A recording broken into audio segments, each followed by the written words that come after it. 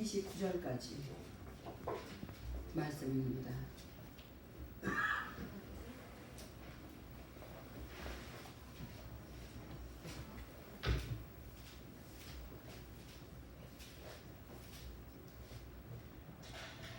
교독합니다. 제가 한 절 읽겠습니다. 이날 곧 안식 후 첫날 저녁 때에 제자들이 유대인들을 두려워하여 모인 곳의 문들을 닫았더니 예수께서 오사 가운데 서서 가라사대 너희에게 평강이 있을지어다. 이 말씀을 하시고 손과 옆구리를 보이시니 제자들이 주를 보고 기뻐하더라. 예수께서 또 가라사대 너희에게 평강이 있을지어다. 아버지께서 나를 보내신 것 같이 나도 너희를 보내노라.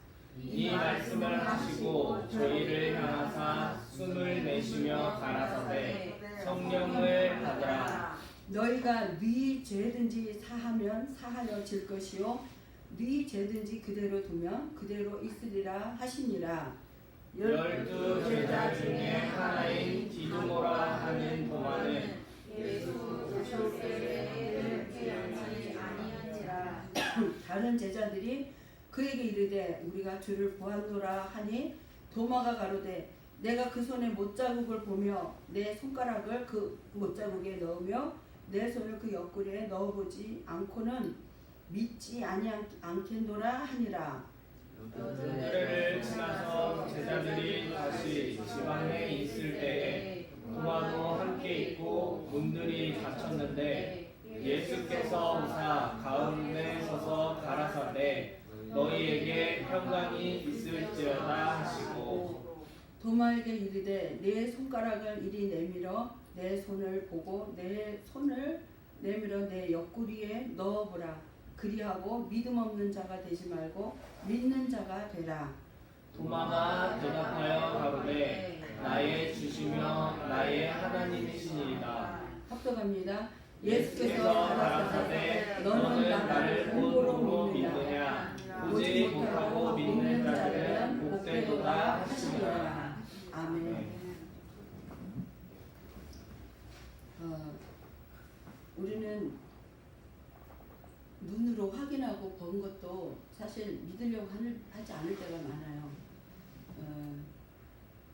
믿음이라는 것이 정말 눈에 보여지는 현실만 생각하고 현실에 맞춰서 살려고 하는 그런 경향들이 많이 있습니다. 특별히 이 세상은 하나님이 믿음으로 말씀으로 세상을 창조되어진 것을 믿어야 풀려지는 세상이에요. 그런데 하나님이 창조하신 이 세상에 악한 것이 하나님이 창조하신 것을 믿지 못하게 만들고 또 그것을 믿지 않고 하나님의 살아계심을 깨닫지 못하도록 미혹하는 것이 바로 악한 세력이 하는 일입니다. 예수님이 부활하셨다. 여러분들 오늘 예수님 부활하셨다고 해서 어떤 감동이 있으셨습니까? 예수님 부활하니까 참 기분 좋다. 그렇지 않으면 예수님 때문에 참 나는 행복하다.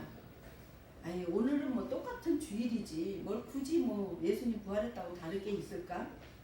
우리 1년에 명절이 몇 번 있잖아요. 명절에는 뭔가 맛있는 거 많이 먹고 또 옷 좀 새롭게 사고 기분을 전환하는 그런 기회로 생각하고 명절을 맞이하는 사람이 있는가 하면 우리 가족을 만나고 또 이 명절을 통해서 내가 뭔가 할 일이 있겠다라고 기대를 하며 하는 거 각각 다 다르거든요.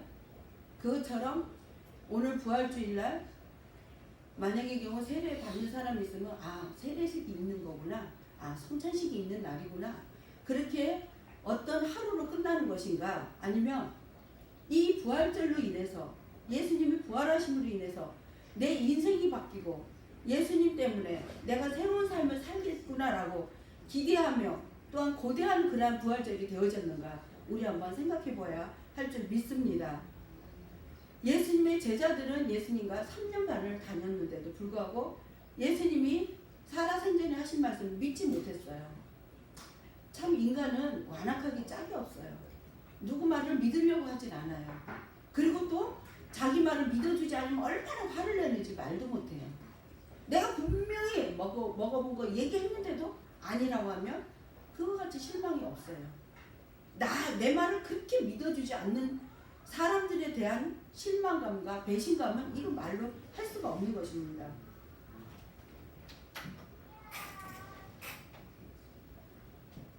그래서 어찌하든지 누군가가 내 말을 좀 들어주고 내 말을 신뢰하게 하려고 여러 가지 방법으로 육적인 것들을 취해요.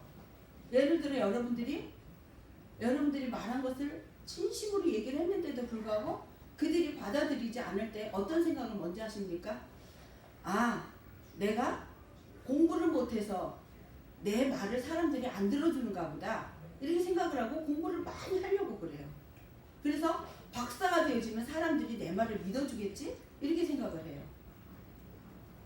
그런데 박사 말도 요즘에는 안 믿는 사람이 많아요.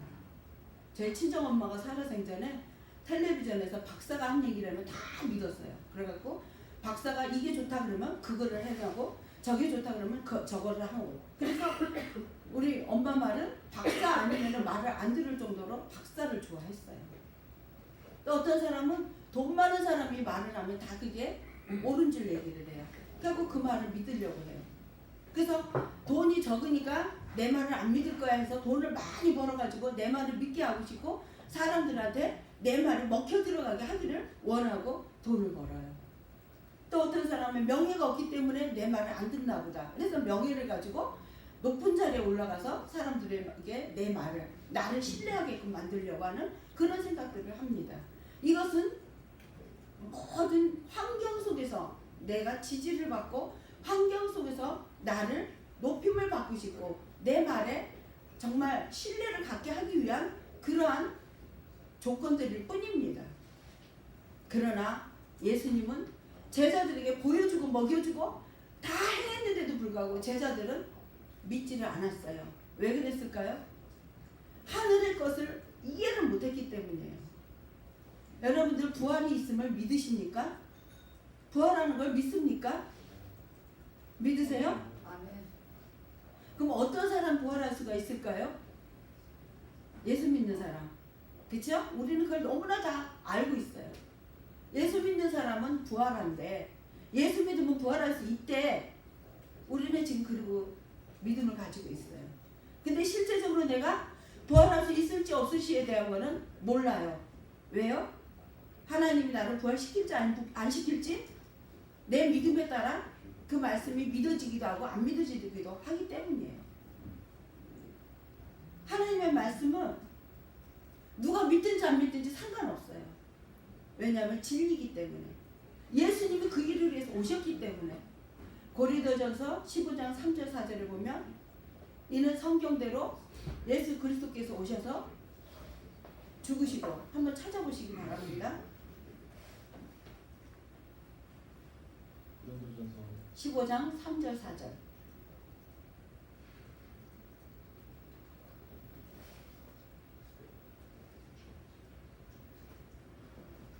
내가 받은 것을 먼저 너희에게 전하였노니 이는 성경대로 그리스도께서 우리 죄를 위하여 죽으시고 장사 지낸 바 되었다가 성경대로 사흘 만에 다시 살아나사라는 게 부활이잖아요. 그러니까 여기서 내가 먼저 받은 것을 너희에게 전한다. 이거는 뭐예요? 사도 바울이 자기가 먼저 부활하신 주님을 만나서 받은 것들을 이제 너희들에게 전하는데 예수님은 성경대로 구약에 그는 태어나서 우리 죄를 위해서 죽으실 것이다라고 예언이 되어 있고 또 우리를 위해서 다시 부활하실 것이라는 예언이 되어 있어요. 그 예언대로 예수님이 죽으시고 부활하셨다는 것을 내가 너희들에게 증거한다고 얘기를 하는 것입니다. 그래서 이 말씀을 믿든지 안 믿든지 예수님은 살아계시고 하나님의 말씀이라는 걸 우리는 알 수가 있습니다. 그래서 성경 말씀을 믿지를 않는다면 하나님의 말씀이 기록되어진 것을 하나님의 말씀으로 알지 않는다면 이미 우리는 부활에 대한 소망이 없는 걸 깨달으시기 바랍니다. 부활을 한다는 것은 하나님의 말씀을 전적으로 신뢰하고 그 신뢰를 바탕으로 하나님이 그것을 이루어주겠다는 약속이 우리 속에서 이루어지는 것입니다. 그래서 예수님이 우리를 죄를 위해 죽으시고 우리를 위해 부활하신다. 이 이야기를 제자들에게 몇 번을 얘기하신지 아십니까? 살아생전에 3번을 하셨어요. 3번을 하시면서 내가 죽었다가 다시 살아난다. 죽었다가 살아난다. 죽었다 살아난다. 이 이야기를 계속 했음에도 불구하고 그들은 제자들은 오히려 예수님이 죽었다 살아난다는 그 말보다도 예수님이 죽었다라는 그 포인트에 맞춰가지고 예수님이 제발 죽지 마세요. 예수님 죽으시면 안 됩니다. 우리가 따르던 스승이 없어지면 우리는 어떡합니까? 하면서 죽으시는 예수님에 대한 것만 생각을 했어요. 내가 다시 살아난다라는 거는 그들의 이념 속이나 생각 속에는 이해가 안 되는 거예요. 다시 살아난다라는 단어에 대해서 그 말씀에 대해서는 이해가 안 되니까 그거는 접어두고 내가 죽는다. 내가 죽는다. 그 말에 포인트를 잡으니까 베드로는 심지어 어떻게 해요? 예수님 그러지 마세요. 죽으시면 안 돼요. 그리고 예수님을 붙잡아 버렸잖아요. 예수님이 뭐라고 하세요? 사단아 내 뒤로 물러가라. 네가 지금 하나님의 일을 방해하는 것이다. 예수님이 꼭 죽으셔야 되는 이유가 뭡니까? 우리 죄를 위해서 죽으셔야 돼요. 그리고 죽고 끝난다면 누가 예수님이 우리 죄를 위해 죽으셨다는 것을 또 알겠어요. 아 그럼 그 사람 죽었구나 그렇게 생각을 할 텐데 그 후에 반드시 부활이 있기 때문에 예수님 반드시 죽으셔야만 한 거예요. 부활이 없다면 예수님 안 죽으셔야 해요. 그러나 죽으신 후에 부활이 있음을 알려주려고 우리 모든 사람들의 죄를 내가 대신 지어 죽었다라는 것을 알려주시기 위해서 예수님이 부활을 하셔야만 하는 것입니다. 그래서 예수님이 부활하시고 나서 이제 요한복음 20장 1절 한번 보시겠습니다. 20장 1절에 예, 요한복음 20장 1절이죠.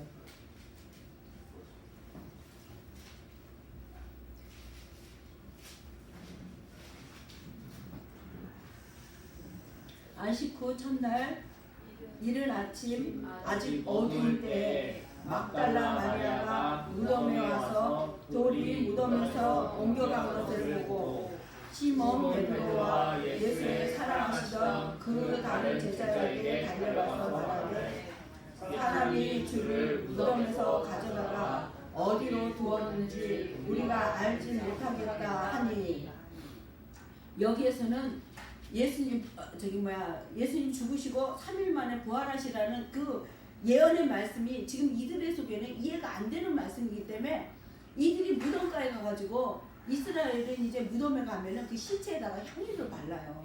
그 향품을. 그래갖고 굴에다가 넣어놓거든요. 시체를. 그런데 가서 향품을 바르려고 쫓아간 거예요. 안식이 첫날. 왜냐면은 이제 예수님이 십자가 죽으시고 그 다음날 안식일은 아무것도 할 수 없는 날이기 때문에 아무도 그 무덤가에 갈 수가 없었어요. 그런데 그 다음 첫날이 되니까 열심히 달려간 거죠. 얼른 가서 내가 먼저 무덤에다 향품을 발라야지 하고 여인들이랑 막 달려간 거예요. 그런데 예수님이 보이지 않는 거예요. 이들은 그것에 대한 상상도 그러한 사실도 생각하지 못하는 아주 육신적인 생각에 머물러 있는 거예요. 무덤에서 시체가 없어졌다 그런 개념으로만 봤지 이들이 부활이라는 개념을 알지 못한 거예요. 그런데 오늘 19절 다시 한번 보겠습니다. 아까는 이른 아침에 무덤을 갔었고요. 그 다음 19절 이날 곧 안식 후 첫날 저녁 때 제자들이 유대인들을 두려워하여 모인 곳에 문들을 닫았더니 예수께서 오사 가운데 서서 가라사대 너희에게 평강이 있을지어다. 아멘.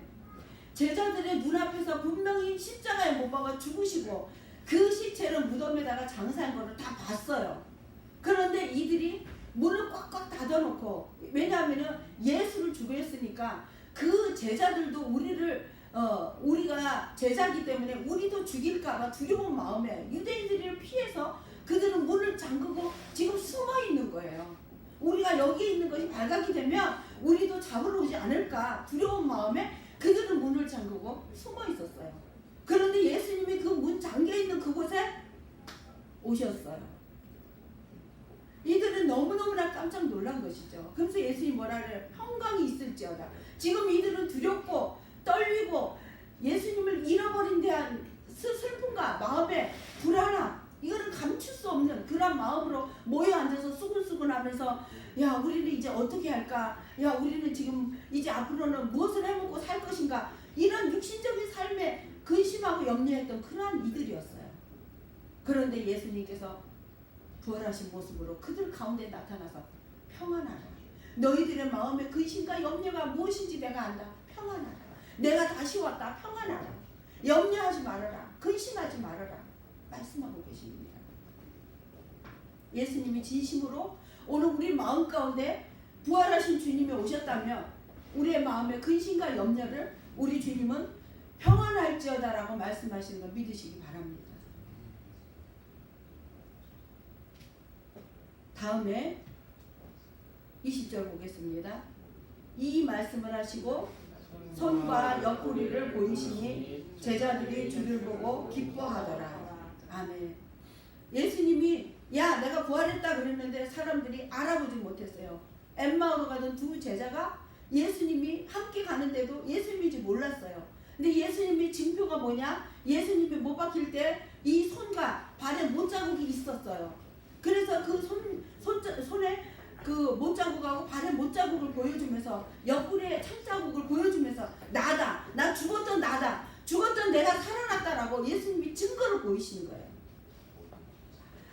아무리 말을 해도 믿지 아니하니까 너희들이 내가 진짜 예수인 것을 너희들이 나를 따르고 내가 진짜 죽어서 무덤에서 장사했던 그 예수다라고 손과 발을 보이시면서 옆구리를 보이시면서 나다. 나 좀 봐라. 믿어라. 말씀하고 계시는 겁니다. 여러분들 내 말이 진짜 그런데 안 믿는다고 그러면 얼마나 이 속이 뒤집어지고 그 사람에 대한 분노와 화가 치밀어 오르잖아요. 그거같이 화나고 속상한 일 없어요. 내 말은 진짜인데 왜 나를 안 믿는 거야? 예수님의 심정이 진짜 보통이 아닐 거예요. 내가 진짜 예수인데 너희들이 그렇게 안 믿냐? 봐라 보여주면서도 말씀하시는 거예요. 그러면서 이들에게 평강이 있을지어다. 나를 만나면 평강을 하리라. 너희들 염려하지 말아라. 평강이라. 그러면서 또다시 이들에게 기쁨을 주신 걸 볼 수가 있습니다. 예수님이 말씀하시기를 21절에 아버지께서 나를 보내신 것 같이 나도 너희를 보내노라 말씀하셨어요.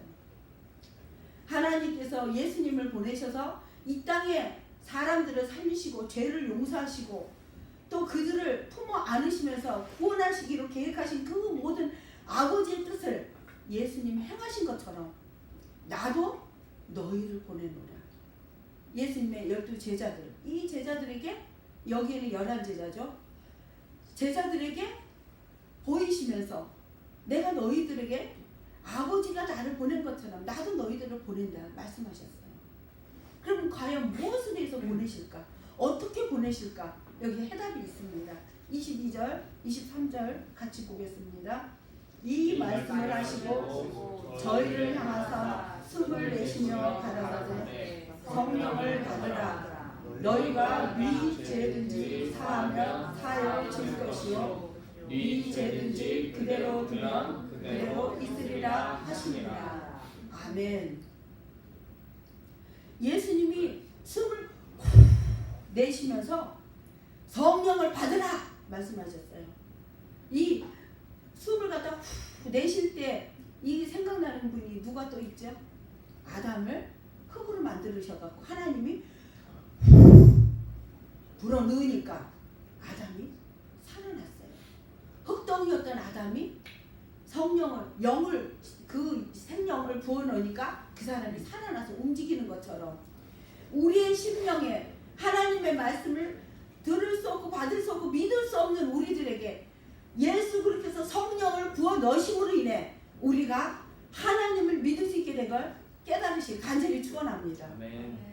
우리는 우리 힘으로 절대로 하나님을 믿을 수 없는 존재인 걸 먼저 깨달으시고 하나님께서 우리에게 예수님을 통해 성령을 보내주신 걸 믿을 때 우리가 죄를 용서할 수 있게 되어지는 것입니다.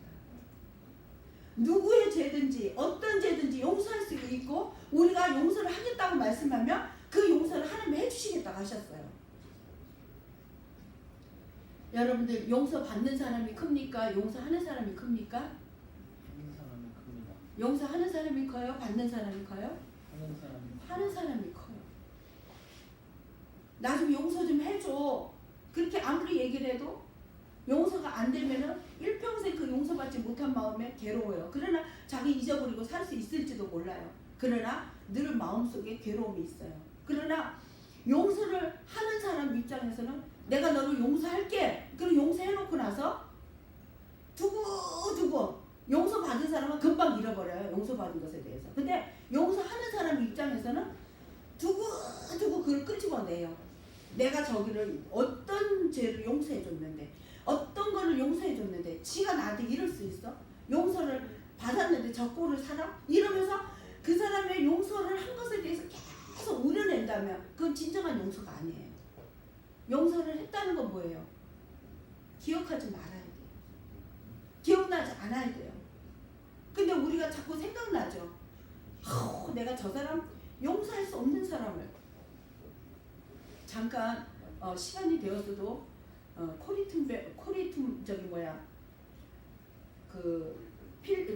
폴란드 코리텐봄 그 여사 얘기를 잠깐 하겠습니다. 그 폴란드인 사람인데 유대인을 숨겨줬다는 죄 때문에 그 나치들한테 잡혀갔어요. 그래가지고 자기 언니랑 자기들을 다 고난을 받았어요. 눈앞에서 자기 언니가 죽어가는 걸 봤어요. 그 죽인 나치 장교가 자기 눈앞에 있었어요. 그런데 이제 해방이 되어지고 이 코리텐봄 여사가 자유의 몸이 되어지고 돌아다니면서 말씀을 증거하는 증거자가 되어진 거예요. 왜냐하면 그 유대인을 숨겨준 핍박으로 고난을 당했던 그 모든 것들을 하나님이 나를 살려주셔서 이렇게 하나님이 살아계심을 증거한다고 전하는데 어느 날 보니까 어떤 사람이 자기한테 와갖고 나를 용서해달라고 고개를 숙이면서 절하는 그런 사람을 봤는데 그 사람이 바로 자기 언니를 죽였던 장교였던 거예요. 자기 눈앞에 언니가 죽어가는 그 일을 주도했던 그 장교를 자기 눈앞에 지금 보고 있는데 용서할 수가 없는 거예요. 자기는 말씀을 전하면서 하나님은 우리를 사랑하시고 용서하십니다. 우리도 용서해야 됩니다라고 말씀을 전했던 그였는데 정작 그 사람이 와서 용서를 해달라는데 용서할 수 있는 마음이 없는 거예요. 너무너무나 그때 기억이 끔찍하고 처절하고 또 마음에 이 분노가 맺혀가지고 용서할 수 없는 그런 사람인데 성령께서 마음에 네가 진심으로 하나님 앞에 용서를 받고 하나님 사랑하니라는 음성을 듣고 하나님의 마음으로 그를 용서하게 되었다는 그런 말씀을 책에서 읽어봤어요. 우리는 절대로 우리 힘으로 용서할 수 없어요. 그리고 그 흔적도 없이 용서를 지워버릴 수 없어요. 근데 하나님은 우리의 죄를 예수 그리스도를 십자가에 못 박아 죽으시면서까지 우리 죄를 다 용서하시겠다고 하셨는데 우리는 얼마나 그 죄 속에서 우리가 살아가고 있는지 알 수가 없어요. 즉 이게 뭐냐? 죄 용서하지 못하는 그것이 바로 믿음이 없다는 증거입니다. 믿음이 있는 사람은 용서를 할 수 있는 마음이 생겨나요. 왜냐하면 성령을 우리 마음에 받았기 때문에. 성령을 받아라. 성령을 받으면 네 죄든지 네가 용서를 하면 용서가 이루어진다고 말씀하셨습니다. 그러나 그대로 두면 그대로 있다고 말씀하셨어요. 죄 문제만큼은 하나님과 우리 관계가 되기 때문에 죄는 절대로 용서하지 않으면 안 되는 것이기 때문에 내가 내 생각으로 용서가 되어졌을 때는 다시 죄가 올라와요. 그러나 주님의 마음으로 용서가 완전하게 이루어지면 절대로 그것이 나에게 상처가 되어지고 용서하지 못한 것으로 인해 화가 나고 분노가 일어나지 않는 것을 깨달으시기를 간절히 축원합니다. 이제 예수님이 이들에게 10 제자에게 이 말씀을 하셨어요. 근데 11 제자 중에 하나 도마가 밖에 나가버린 거야. 하필이면 같이 있었으면 얼마나 좋아. 꼭 그런 사람 있죠. 얘기 들어야 되는데 아 뭐야 무슨 소리야 그러고 입으로 또 얘기 들으려는 사람이 누구냐? 도마였어요. 도마가 가지고 예수님이 살아나셔서 우리에게 이렇게 말씀하셨어. 도마가 실질적인 사람이에요. 우리 모두가 다 실질적인 사람이에요. 도마뿐만 아니라 나는 안 보고는 못 믿어. 말도 안 되는 소리 하지 마. 죽은 사람이 어떻게 살아나? 절대 그런 일이 있을 수 없어. 너희들이 지금 다 헛소리하고 있는 거야. 그런 마음으로 예수님을 만져야 되겠다라는 그런 굳은 각오를 가지고 있었어요. 그 도마가 같이 있는 자리에 예수님이 오신 거예요. 25절 다 같이 한번 읽어보겠습니다. 다른 제자들이 그에게 이르되 우리가 주를 보았노라 하니 도마가 가로되 내가 그 손에 못자국을 보며 내 손가락을 그 못자국에 넣으며 내 손을 그 옆구리에 넣어보지 않고는 믿지 않겠노라 하니라. 아멘. 이때는 이제 도마가 나갔다가 들어왔더니 예수님이 이때 한 게 없었어요. 그러니까 예수님 없으니까 제자들이 다 야 예수 만나서 예수님이 오셨어. 아 쓸데없는 소리 하지만 나는 믿을 수 없어. 내 눈으로 확인해야 돼. 나는 내 눈으로 본 것만 믿을 거야. 요즘에 실지주의자들 저기 과학 뭐 이렇게 따지는 사람들 이 도마하고 똑같아요. 그런데 이제 8일쯤 지났어요. 26절 8일쯤 지나서 제자들이 다시 집에 있었는데 그때는 이제 도마도 같이 있었던 거예요. 그런데 이때도 문이 닫혔다 그랬어요. 그리고 닫히고 예수께서 오셨어요. 문을 열고 들어온 게 아니에요.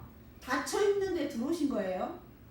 부활하신 몸은 시간, 공간 모든 걸 초월한다를 믿으시기 바랍니다. 그러니까 우리는 지금 믿어지질 않는 거예요. 사실은. 죽은 몸이 어떻게 살아나냐. 그것도 못 믿겠는데 그분이 문도 안 열었는데 쑥 들어와. 이게 어떻게 믿어져? 믿어지지 않는 일이에요. 그런데 하나님은 이 세상 우리의 논리와 우리의 지식으로 믿을 수 없는 일을 행하신 분이에요. 왜? 천지를 창조하신 전능하신 하나님이시니까. 오셔가지고 평강이 있을지어다. 예수님만 떠나면 늘 불안한 거예요. 예수님 계시지 않으면 평안할 수가 없어요. 여러분들 마음 가운데 근심과 걱정이 있고 뭔가 불안한 일이 있습니까? 마음이 예수님 안 계신 것을 깨달으시기 바랍니다. 얼른 예수님 용서하세요. 내가 나의 주인이 돼서 지금 예수님을 믿지 못하고 계신 것을 인정하지 못합니다. 그걸 깨달으시기 바랍니다. 예수님이 안 계신 거 불안했어요. 그런데 이들이 예수님 오심으로 인해 예수님은 평안할지어다 말씀하셨어요. 그러면서 도마에게 27절 도마에게 이르시되 내 손을 내밀어서 내 손에 이렇게 봐라. 자 봐 만져봐. 또 옆구리도 만져봐. 여기 자국 네가 봐야 된다며. 자 손가락 집어넣어봐. 이러면서 도마에게 보이셨어요. 그러면서 예수님이 뭐라 그래요? 믿음이 없는 자가 되지 말고 믿는 자가 되라. 예수님은 온 인류의 구세주요 또 하나님의 아들이요 창조주 전능하신 하나님이 왔다가 가시고 그 부활하셨는데 이들의 눈이 믿어지질 않는 거예요. 유대인들은 더더구나 하나님의 말씀을 완전히 달달달달 외우고 완전히 하나님 말씀 속에 살고 있다고 자신들이 자부했음에도 불구하고 이들의 눈은 감기워서 하나님의 말씀을 보고도 하나님을 믿을 수가 없었어요. 예수님이 오셔서 보여줬는데도 불구하고 그 실제가 되신 예수님이 오셨는데도 불구하고 그들의 눈은 여전히 하나님을 바라고 있으면 눈이 멀었다는 것을 알 수가 있습니다. 예수님이 오셔가지고 그 눈을 뜨게 하신 거예요. 오늘날 우리는 믿을 수 없는 광경을 어떻게 믿어요? 말씀을 통해서 믿는 거예요. 예수님이 이 자리에 지금 나타나갖고 자 봐라 나 예수다라고 한다면 믿지 않는 사람은 어디 있겠어요? 모두가 다 믿어요. 아니 눈앞에 나타났는데 누가 못 믿겠어. 근데 예수님 말씀하시기를 보고 믿는 것보다 보지 않고 믿는 것이 더 복되다고 하셨어요. 우리는 복받은 사람들이에요. 유대인들보다 우리는 복받은 사람들이에요. 예수님의 제자들보다 우리가 더 복받은 사람들 믿으시기 바랍니다. 우리는 지금 예수님을 우리 육신의 눈으로 본 것도 아니요, 우리가 손으로 만져본 것도 아니에요. 근데 우리에게 하나님이 믿음을 주셔서 예수님을 믿게 하고 하나님 아버지 자녀로 우리를 살아갈 수 있는 길을 열어주신 걸 우리는 확신하며 그 길을 따라가고 있습니다. 이 얼마나 큰 축복인지 알 수가 없습니다. 이 하나님의 복을 주시지 않으면 우리는 하나님의 자녀가 될 수가 없었습니다.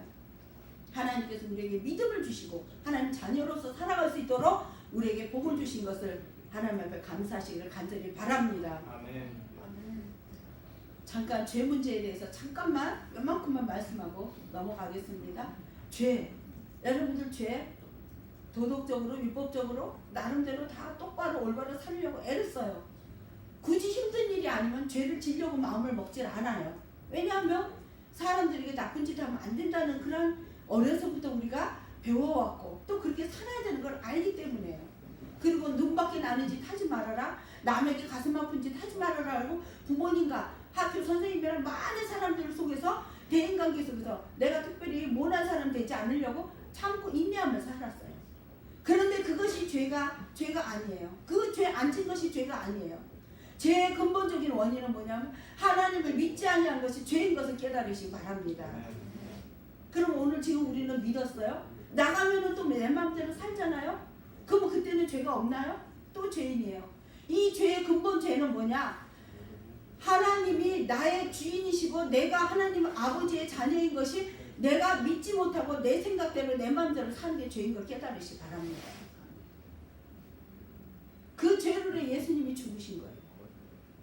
내가 도덕적으로 선하게 살고 착하게 살고 이것 때문에 돌아가신 것이 아니라 내 주장, 내 생각, 내 마음대로 내가 하나님 되어 산 것을 죄라고 말씀하시는 것입니다. 여기 도마가 대답한 말을 보겠습니다. 28절. 도마가 대답하여 가로되 나의 주시며 나의 하나님이시니이다. 나의 주, 나의 하나님. 도마가 이 고백한 건 무엇일까요? 이전에는 나의 주가 나였고 나의 하나님이 나였다는 거예요. 그러나 예수님이 부활하신 그 모습을 보고 나니까 내 주는 예수님이고 나의 하나님은 예수님이라는 걸 알았다는 겁니다. 여러분들이 진정으로 부활하신 주님을 만났다면 우리의 주인은 예수님이요 우리의 하나님이 예수님인 것을 우리는 꼭 믿으시고 내가 하나님 되어 살지 않기를 간절히 축원합니다. 내가 하나님 되어 사는 사람은 뭐든지 내 생각대로 내 마음대로 내 계획대로 사는 것이에요. 그렇게 되어지면 좌절하고 불만스럽고 모든 것이 평안하지가 않아요. 근심이 되어져요. 그러나 주님이 나의 주님이시고 예수님이 나의 하나님이 되신다면 여러분들 조금 아픈 것도 근심될 수 없어요. 조금 염려되는 문제도 염려가 안 돼요. 나의 주님이 나를 주인으로 살고 계시니까 그분에게 맡겨드리고 그분을 신뢰할 수 있는 우리 모두가 되기를 간절히 바랍니다. 그리하여 믿음이 없는 자가 되지 말고 믿는 자가 되어져 하나님 앞에 복받고 하나님을 아버지로 인정하되 우리가 아버지 주인이 아버지신 것을 깨닫고 살아갈 수 있는 우리 모두가 되기를 간절히 축원합니다. 우리의 행복의 근원이 그분이시기에 오늘도 우리는 예수님 때문에 행복하고 하나님 때문에 기뻐하고 즐거워할 수 있는 우리가 모두가 되어진 것을 감사하며 하나님께 영광 돌리는 우리 모두가 되기를 간절히 축원합니다. 할렐루야. 하나님 아버지 부활하신 주님이 주인이 되셔야 합니다. 그러나 내가 주인 되어 살아왔던 죄를 아버지 앞에 회개합니다. 하나님 아버지 용서하여 주시고 불쌍히 여겨 주시옵소서. 우리는 아무리 부활하신 주님을 믿으려 해도 믿을 수 없는 사람들이지만 예수 그리스도께서 이제 우리를 위하여 죽으시고 부활하신 것을 깨닫게 하시고 성령을 우리에게 보내주셔서 예수 그리스도를 믿음으로 받아들이게 하시니 감사합니다. 하나님 아버지 이제는 우리 하나님 아버지가 주인이시오니 주인을 즐겁고 기뻐할 수 있는 우리 모두가 되어지게 하여 주시옵시고 아버지 하나님이 우리에게 행하시는 모든 일들이 귀찮고 또 번거스럽고 또 나를 짜증나게 하는 그러한 것이 아니라 나를 행복하게 하고 나를 기쁘게 하고 나를 영원한 하나님의 자녀로 인쳐주시고 사랑하시기 때문에 부르시는 음성으로 들을 수 있는 우리 모두가 되어지게 도와주시옵소서. 우리 예수님이 하나님의 말씀과 하나님의 뜻을 다 이루시되 기쁨과 즐거움으로 행하심으로 인해 아버지 우리에게 부활의 소망을 갖게 하시니 감사합니다. 우리도 예수님처럼 하나님의 말씀에 순종하며 하나님을 기쁘시게 하는 삶이 되어지게 도와주시옵소서. 우리의 영원한 주인이 되신 예수 그리스도 이름으로 간절히 기도하옵나이다. 아멘. 찬송가 155